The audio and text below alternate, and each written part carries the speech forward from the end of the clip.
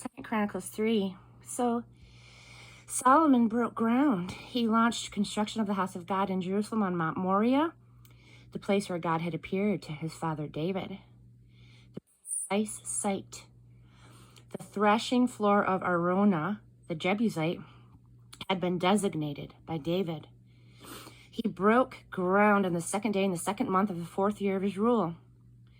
These are the dimensions that Solomon set for the construction of the house of God.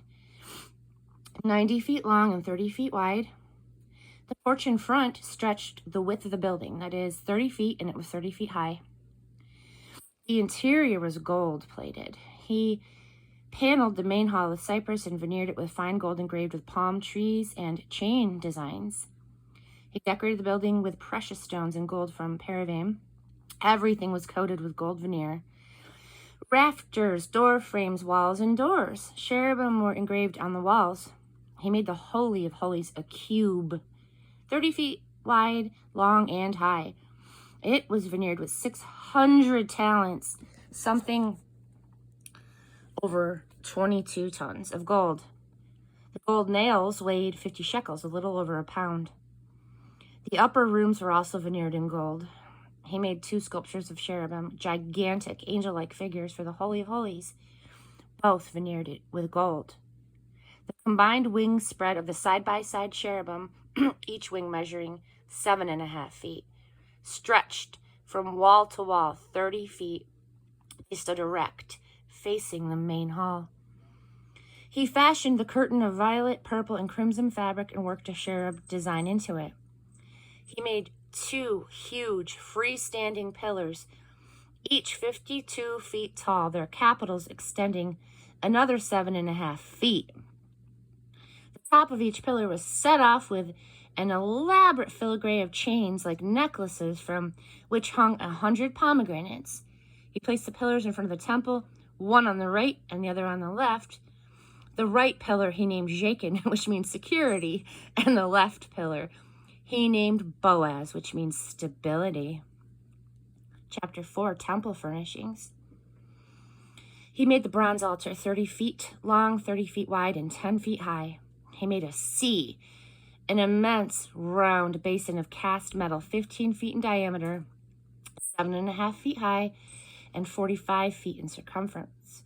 Just under the rim, there were 2 parallel bands of something like bulls, 10 to each 1.5 feet. The figures were cast in one piece with the sea.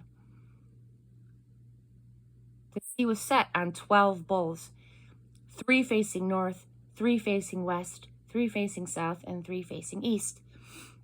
All of the bulls faced outward and supported the sea on their hindquarters. The sea was 3 inches thick and flared at the rim like a cup or a lily. It held about 18,000 gallons. He made 10 wash basins, 5 set on the right and 5 on the left for rinsing the things used for the whole burnt offerings. The priests washed themselves in the sea. He made 10 gold lampstands following the specified pattern and placed 5 on the right and 5 on the left. He made 10 tables and set 5 on the right and 5 on the left. He also made 100 gold bowls. He built a courtyard especially for the priests, and then the great court and the doors for the court. The doors were covered with bronze. He placed the sea on the right side of the temple at the southeast corner. He also made ash buckets, shovels, and bowls, and that about wrapped it up. Hiram completed the work he had contracted to do for King Solomon. 2 pillars, 2 bowl-shaped capitals for the tops of the pillars, 2 decorative filigrees for the capitals, 400 pomegranates for the filigrees, a double row of pomegranates for each filigree, 10 washstands with their basins, 1 sea and 12 bowls under it, miscellaneous buckets, forks, shovels, and bowls. All these artifacts that Hiram made for King Solomon for the temple of God were made of burnished bronze. The king had them cast in clay in a foundry on the Jordan plain between Succoth and Zarethan. These artifacts were never weighed. There were far too many. Nobody has any idea how much bronze was used. Solomon was also responsible for the furniture and accessories in the temple of God. The gold altar, the tables that held the bread of the presence, the lampstands of pure gold with their lamps to be lighted before the inner sanctuary, the Holy of Holies. The gold flowers, lamps, and tongs, all solid gold. The gold wick trimmers, bowls, ladles, and censers.